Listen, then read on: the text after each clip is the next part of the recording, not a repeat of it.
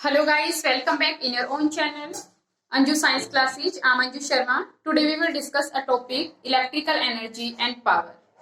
Now students की जो power है बेसिकली जो पावर क्या होती है, सपोज करो टू पर्सन हैं, एक पर्सन एक काम को 1 आवर में करता है और सेकंड पर्सन उसी काम को 2 आवर में करता है।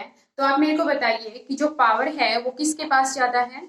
ऑब्वियसली फर्स्ट पर्सन के पास, क्योंकि जो फर्स्ट पर्सन है उसी वर्क को कितने टाइम में करता है 1 आवर में, क्योंकि वो वर्क करने में कम टाइम लेता है, इसलिए आपने क्या बोला कि उसकी पावर ज्यादा है। आपके पास दो क्या है, सपोज करो एक जो मोटर है वो 1000 वोल्ट की है एंड सेकंड मोटर है दैट इज ऑफ 500 वोल्ट।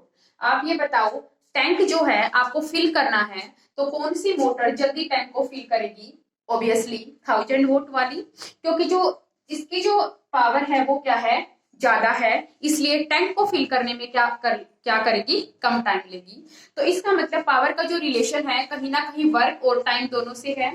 तो स्टूडेंट्स हम कह सकते हैं कि जो पावर है that is equal to work done upon में टाइम।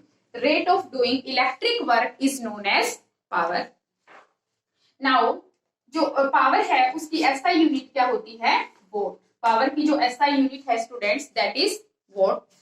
नाउ की जो वर्क डन है, वर्क डन क्या होता है, दैट्स इक्वल टू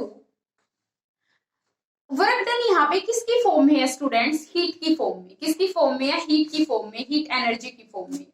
तो वो हीट एनर्जी यहाँ पे क्या होगी, आई स्क्वायर आर टी। क्या हो गई, आई स्क्वायर आर टी।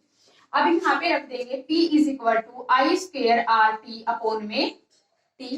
टी से टी क्या हो गया, कैंसिल आउट। तो ये किसके इक्वल आ गया, P is equal to I square R. तो यहाँ से P किसके इक्वल आ गया, आई स्क्वायर आर के इक्वल आ गया। नाउ स्टूडेंट्स अब आपके पास क्या है, V इज इक्वल टू क्या होता है, आई आर। अब I जो होता है वो किसके इक्वल हो गया, V अपॉन में R के। यहाँ पे इसकी वैल्यू आप पुट कर सकते हो, P is equal to V square upon R square into में R, that's equal to P is equal to V square upon में R। तो पावर का सेकंड फॉर्मूला क्या हो गया, वी स्क्वायर अपॉन में R। नाउ स्टूडेंट्स अब आप पुट कर सकते हैं कि R इज इक्वल टू क्या हो जाएगा, V अपॉन में I। तो पावर यहां से किसके इक्वल हो गई, पावर किसके इक्वल हो गई, यहां से वी स्क्वायर अपॉन में, यहां से देखो पावर किसके इक्वल हो गई, आर की वैल्यू पुट करो, I square V upon I, I से I cancel, that's equal to power किसके इक्वल हो गई, वी आई। पावर जो है वो किसके इक्वल हो गई, वी आई के इक्वल हो गई।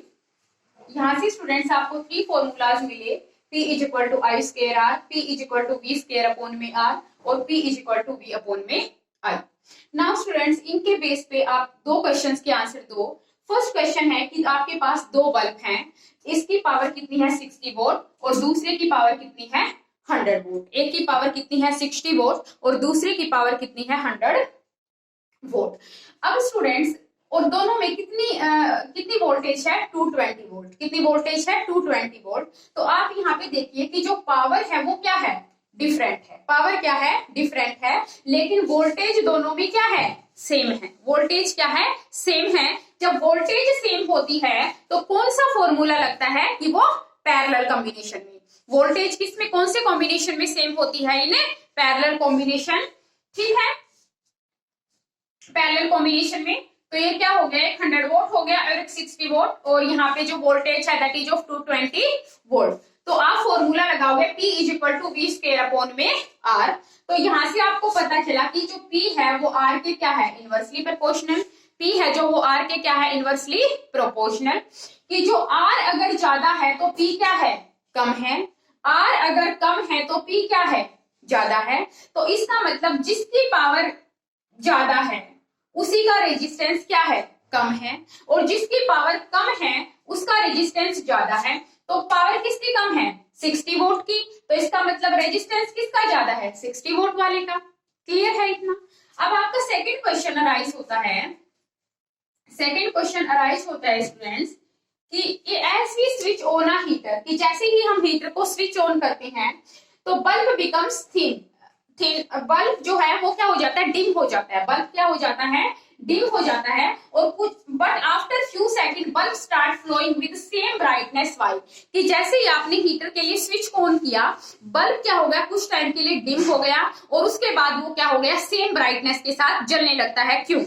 नाउ स्टूडेंट्स ये क्या होगा, अब यहाँ पे आप देखिए कि जो हीटर है और बल्ब है दोनों क्या है, पैरेलल में, दोनों क्या है, पैरेलल में। अब आपको पता है कि जो पैरेलल कॉम्बिनेशन होता है उसमें जो पावर होती है वो इनवर्सली प्रोपोर्शनल होती है किसके, रेजिस्टेंस के। अगर रेजिस्टेंस ज्यादा होगा तो पावर क्या होगी, कम होगी, अगर रेजिस्टेंस कम होगा तो पावर क्या होगी, ज्यादा होगी। तो अभी यहां से देखिए स्टूडेंट्स कि अगर वो क्या है, दोनों के दोनों पैरेलल में है, हीटर भी और बल्ब भी, और इनमें क्या फ्लो कर रहा है, करंट फ्लो कर रहा है।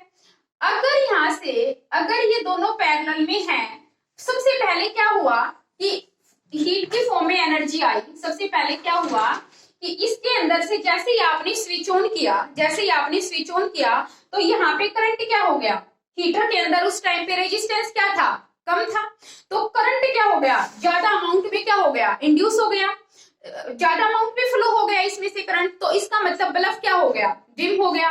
फिर आई स्क्वायर आर टी में क्या हुआ कि जब वो करंट जो है वो बहुत ही ज्यादा अमाउंट में हो जाएगा कुछ टाइम के बाद, तो रेजिस्टेंस क्या हो जाएगा, अगर जो करंट है तो उस टाइम पे रेजिस्टेंस क्या हो जाएगा, इंक्रीज हो जाएगा।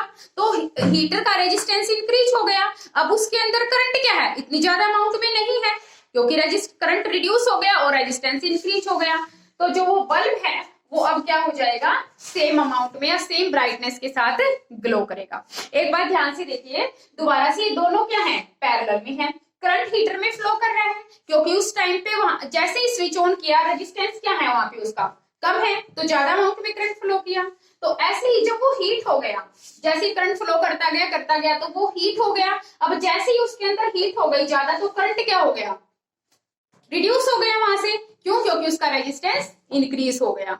Thank you, have a nice day.